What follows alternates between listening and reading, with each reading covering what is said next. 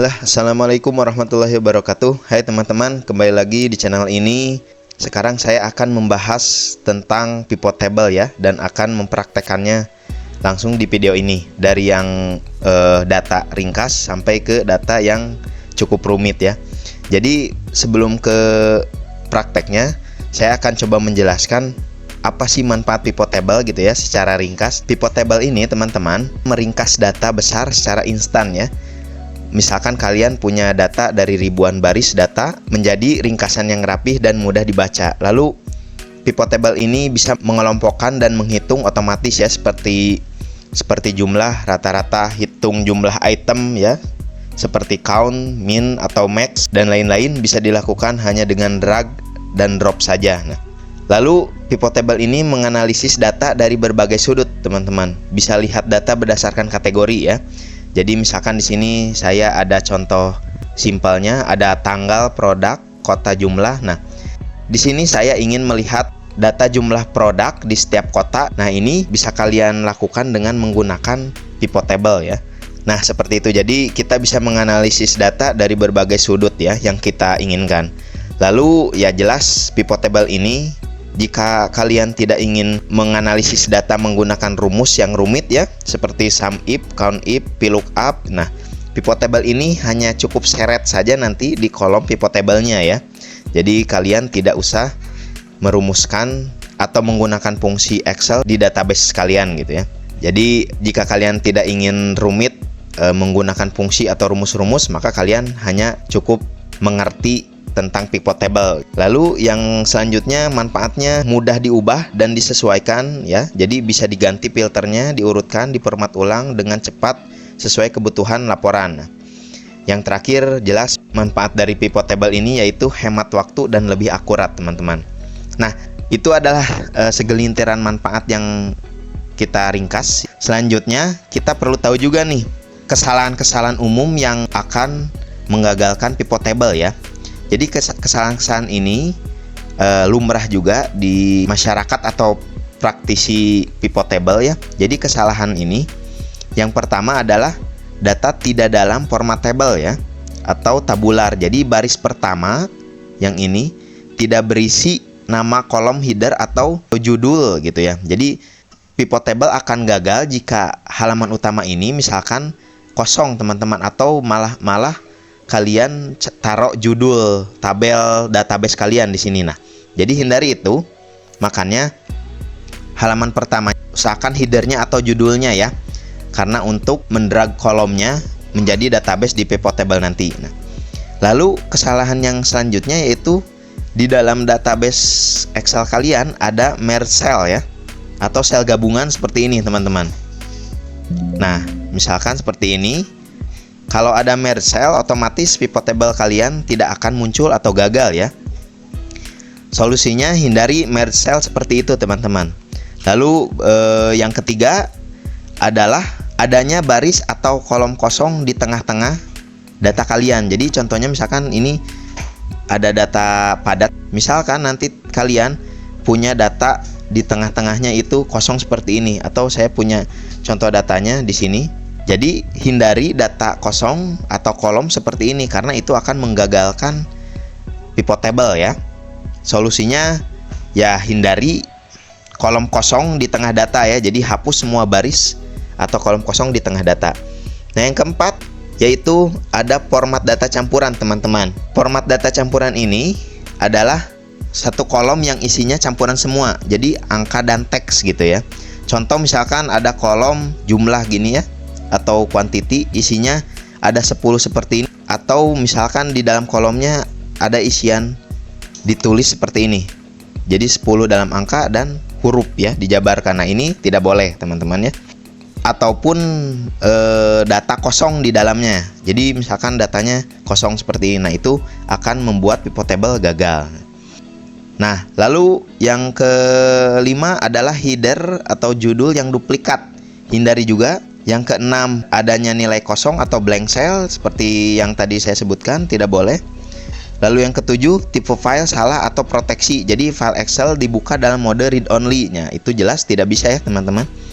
Lalu yang terakhir, yang kedelapan, yang coba saya jelaskan di kesalahan pivot table gagal, yaitu nama kolom atau sheet aneh, atau nama kolom di sheetnya mengandung karakter aneh, tab atau spasi yang sulit dibaca teman-teman. Jadi itu akan menggagalkan pivot table atau tidak munculnya pivot table ya.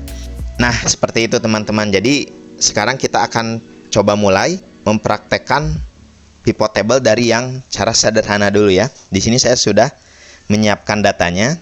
Di sini ada tanggal, produk, kota, jumlah. Untuk membuat pivot table kalian hanya perlu blok saja atau drag database yang kalian inginkan dianalisa ya, atau kalian ingin analisakan nanti di sheet pivot table-nya. Nah, setelah di drag seperti ini, kalian pilih insert lalu pilih pivot table. Nah, jadi di sini ada select a table array. Nah, tadi kita sudah mendragnya. Nah, pilihan yang ini kita cukup new worksheet saja ya. Jadi nanti akan muncul di worksheet yang baru ya.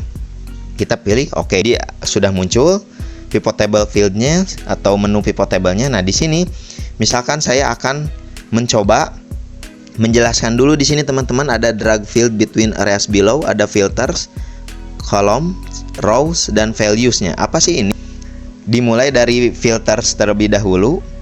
Filters itu yang seperti kalian tahu yaitu ya seperti filters pada umumnya ya. Jadi nanti akan ada beberapa data yang bisa kalian pilih ya untuk di filters. Nah, lalu di sini muncul field-nya. Apa sih itu field? Field itu ada kolom header yang sudah kalian buat, yaitu judulnya. Nah, sekarang apa kolom? Kolom ini area di pivot table tempat field ditampilkan secara horizontal. Jadi dari kiri ke kanan. Jika kalian ingin memunculkan data dari kiri ke kanan dengan judul tabelnya, maka kalian tarik saja judulnya ke kolom ya. Lalu apa sih rows? Rows ini adalah tempat untuk membuat daftar urutan data di baris bawah ke bawah. Nah, kalau tadi kolom datanya ditampilkan horizontal, maka rows adalah kebalikannya, yaitu vertikal atau dari atas ke bawah gitu ya. Jadi menampilkan daftar nilai secara vertikal gitu ya. Lalu di sini ada values. Values ini adalah bagian di pivot table tempat kamu menaruh field. Biasanya angka yang ingin kamu hitung. Jadi di saat kita sudah menentukan kolom dan rows-nya, kalian ingin menghitung jumlah, nanti tinggal tarik saja jumlahnya ke values atau nilainya. Kita sekarang coba praktekkan.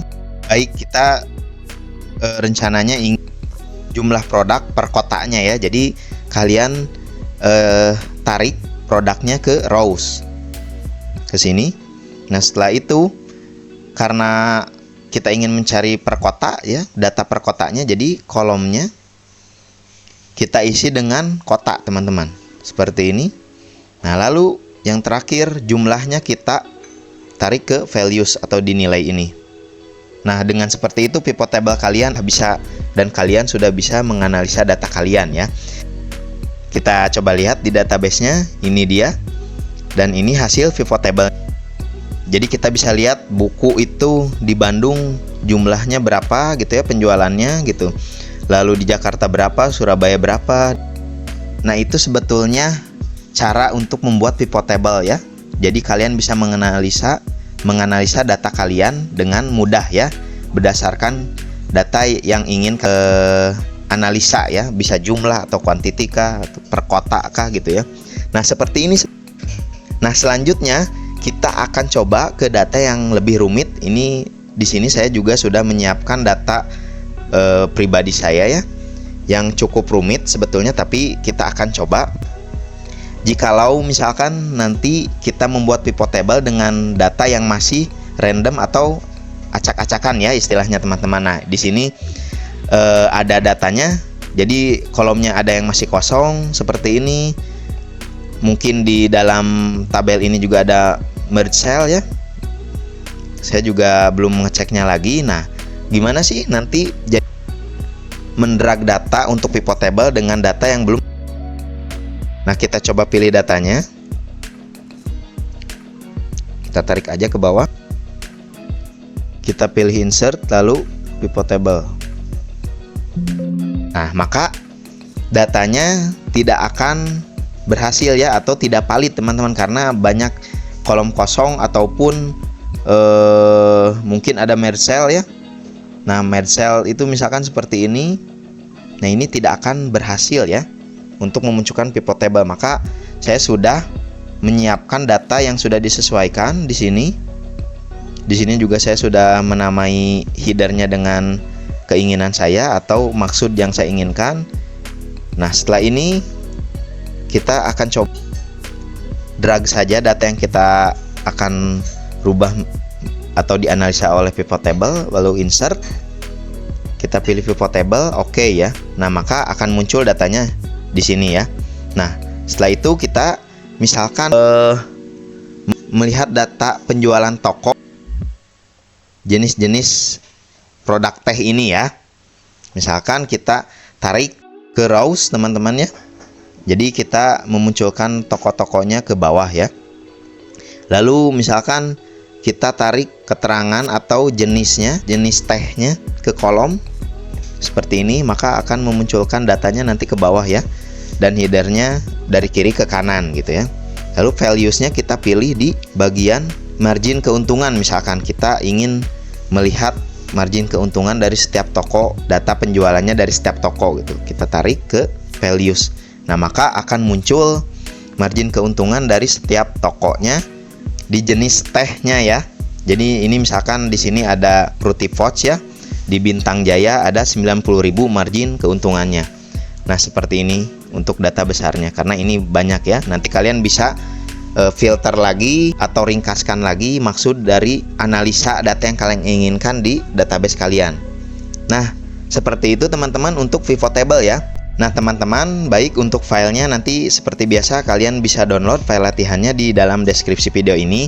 Tetapi file latihan yang saya coba upload yaitu file latihan yang sederhana ini ya. Karena untuk file ini ada data personal saya gitu ya. Jadi kalian coba saja dengan berlatih dengan menggunakan data yang ringkas dulu ya. Lalu kalian jika punya data yang lebih banyak lagi seperti yang saya punya tadi, kalian bisa praktekannya seperti itu ya teman-teman. Walaupun misalkan saat menyimak video ini kalian tidak langsung mengerti, tetapi secara perlahan gitu ya, simpan dulu. Barangkali di hari esok atau di minggu-minggu selanjutnya kalian sudah bisa menerima ilmunya secara maksimal gitu ya. Selamat mencoba dan mempraktekannya di database kalian. Saya akhiri video ini. Akhir kata, ini adalah caraku, lakukan caramu untuk menjadi dirimu sendiri. Wassalamualaikum warahmatullahi wabarakatuh.